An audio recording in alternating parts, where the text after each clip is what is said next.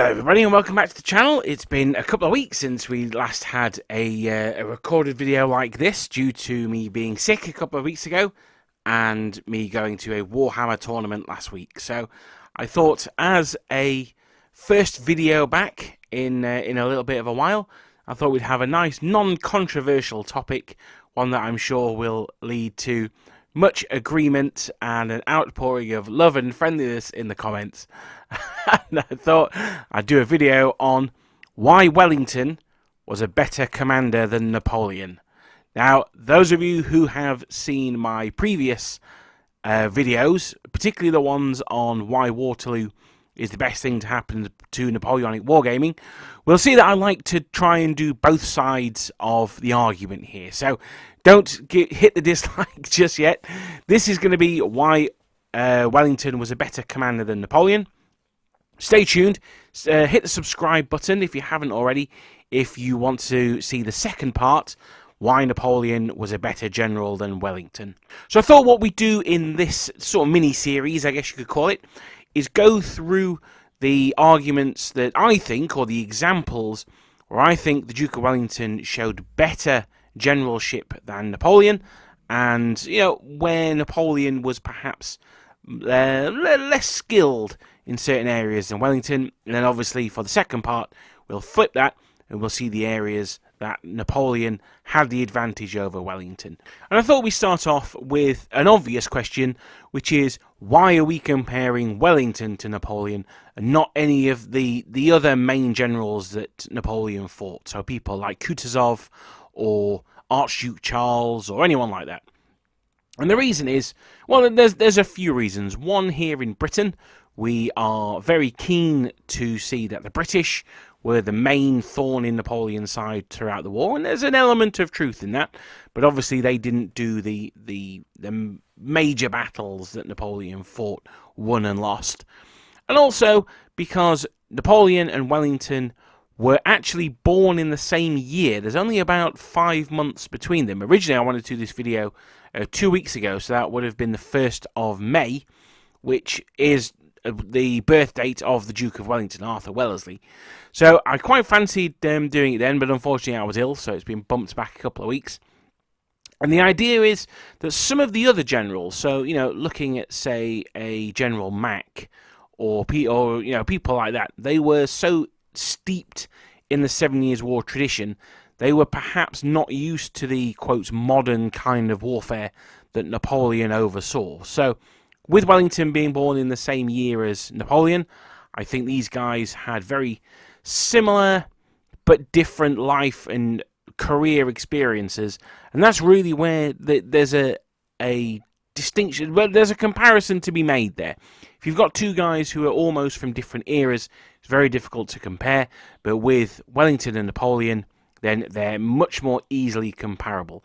The fact they were born in the same year was the basis of a series of, I want to say, 4 novels written by Simon Scarrow, who is very, very good. I like his Roman books. Yeah, he's great. So check those out. I think they're called The Years of the Sword or something like that. Not sure. Anyway, check out Simon Scarrow, a good series of books, and one that is not laid the inspiration for this this video, shall we say. The other thing they've got in common as well is that neither of them were natives of their adopted country, shall we say.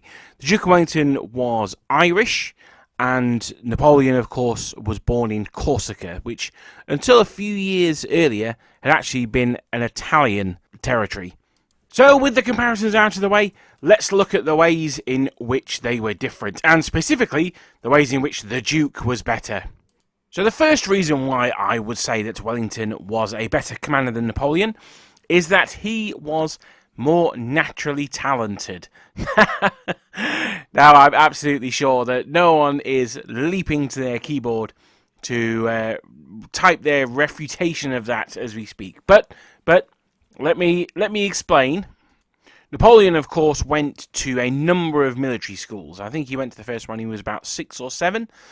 He then graduated, went to artillery school, and then joined the army as a lieutenant of artillery for the siege of Toulon. Wellington, on the other hand, he came up under the British system, where people bought their commissions. So they weren't necessarily trained, although if you were, I think it was artillery or engineers, then you had to be trained.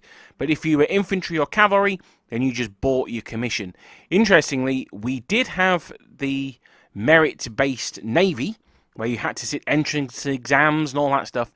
We had the best navy in the world. It's surprising to me that they never thought this might be a good idea to introduce to the army. But, they never did. So, Wellington, he didn't have the formal military education that Napoleon had, and yet was arguably as successful as Napoleon. So, therefore, I would say that was done from natural talent. Wellington famously said that the Battle of Waterloo was won on the playing fields of Eton. That's where the Britain got their officer class from, particularly their senior officer class, public schools, not from écoles militaires that the French had set up. And this leads on to my second point, which is that Wellington had less well-trained subordinates, and in fact often had subordinates thrust on him by politics from horse guards. I've mentioned before that horse guards is where the army board was stationed. So when I say thrust on him by horse guards, I mean by the politicians rather than because they were the best generals for the job. We'll get to that in a bit as well. So it turns out that Wellington did in fact have a cadre of superb sub-commanders.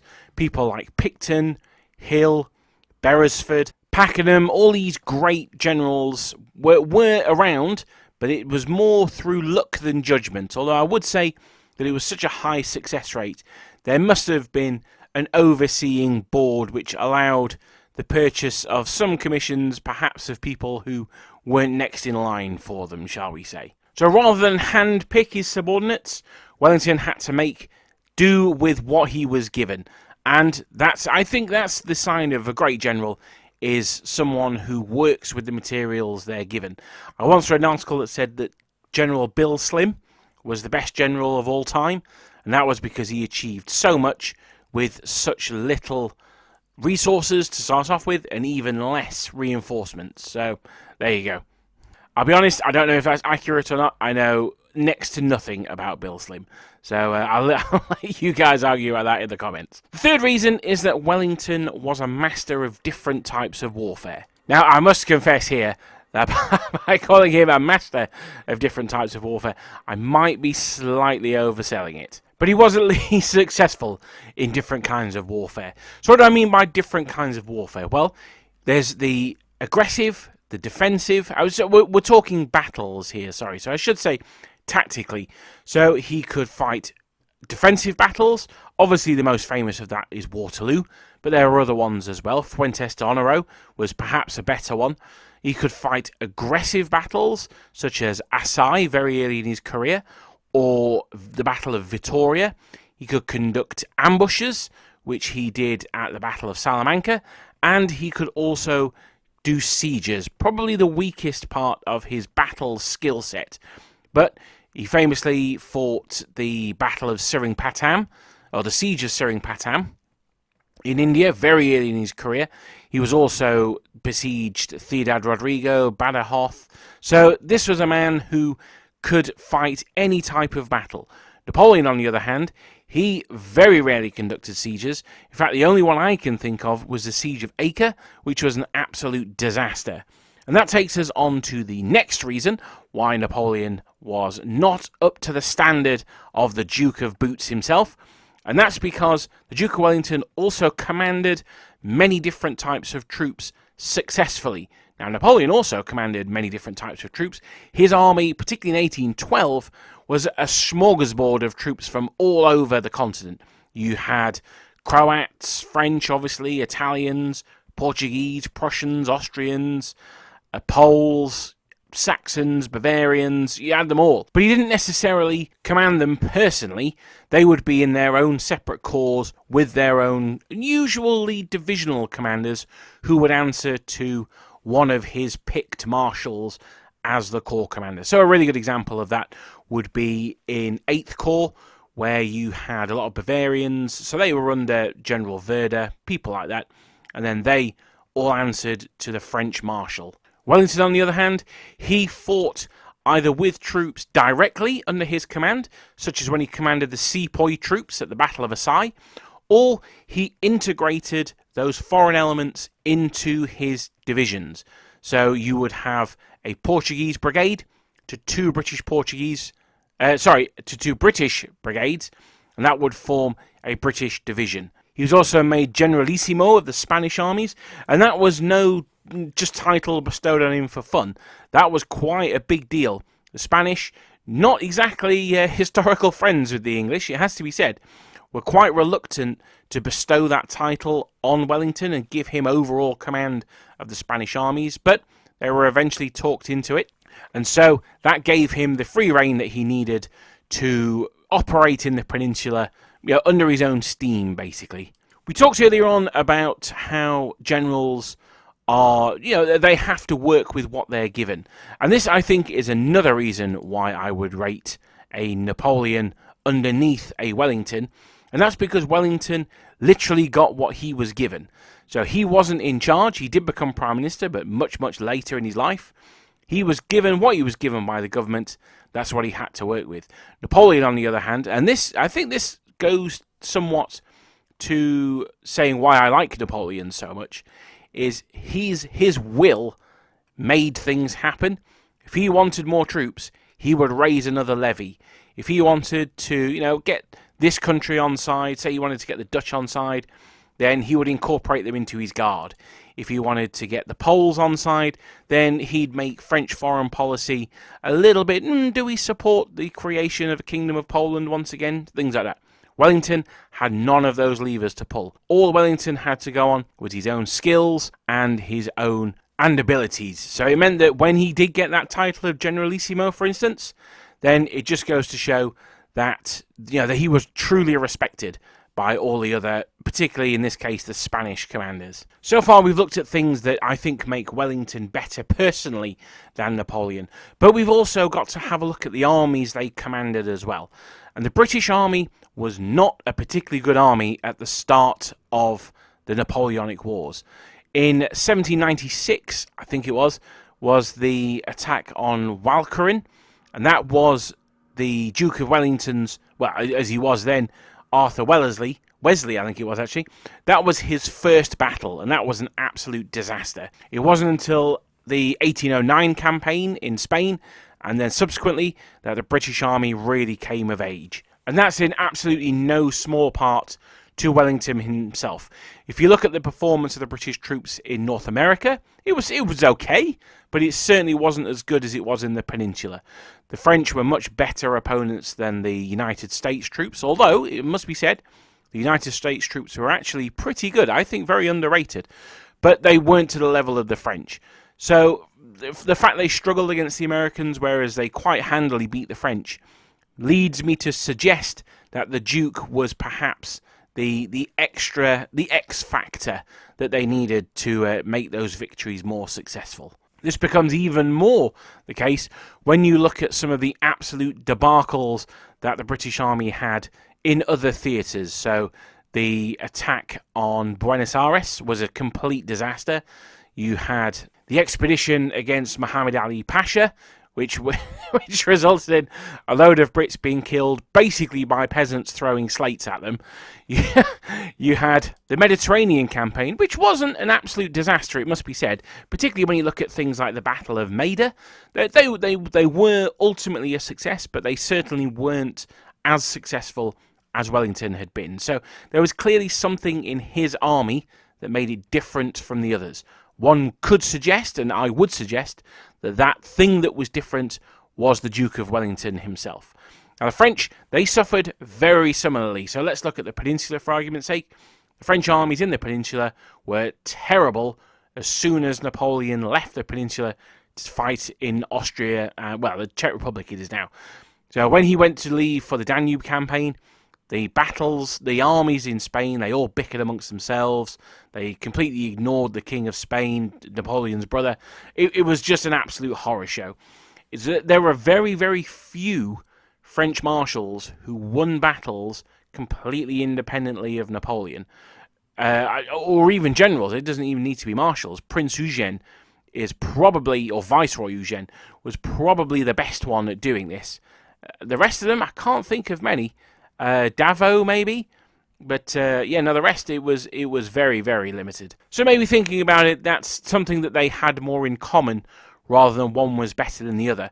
Of course, the Peninsula Battle, the one battle that the British fought in the Peninsula without the Duke of Wellington in command, the Battle of Albuera, was strategically a victory for the British, but most definitely a tactical defeat. The actual battle they lost. And again, you know, that's telling. The one that they lost is the one that he wasn't in command of. And finally, and this I think is going to be perhaps the most controversial one of all, ultimately, the two great commanders of the age, Wellington and Napoleon, they only fought one battle against each other. You can't even count Quatre Bras because General Ney was in command of the French there. The Emperor, he was fighting at Ligny at the same time, so he definitely wasn't in charge of Quatre Bras. So Waterloo was the only time that the two men faced each other across the battlefield. Now, there can be a huge number of arguments why Napoleon had an off day. Were his piles playing up? Was he just exhausted after the march and the campaign? Was his, you know, the thing that would later kill him, his stomach cancer? Was that causing him problems? There are 101 million different reasons and books published about why Napoleon lost the Battle of Waterloo. But ultimately, it comes down to this. The two of them faced each other once, and Wellington won. That's you can say, well, you know, this is ultimately that's it. That's the historical truth. The two of them fought each other once, and Wellington won. So therefore, you could ignore all the previous points I've made and say they fought each other, and Wellington was the victor. Now, you can't even make the argument that, well, you know, Napoleon was past his prime. He was super old. He'd been a better general because, as we said earlier on, they were the same age. In fact, the Duke of Wellington was actually very slightly older than Napoleon by a couple of months. Now, it's worth pointing out that Napoleon certainly had a lot more stress in his life than Wellington had had. That there is no doubt. But the two fought once, and the Duke of Wellington was the victor. So that's it. So those are my reasons why I think that they should be called the Wellingtonian Wars, and not the Napoleonic Wars. That won't work at all.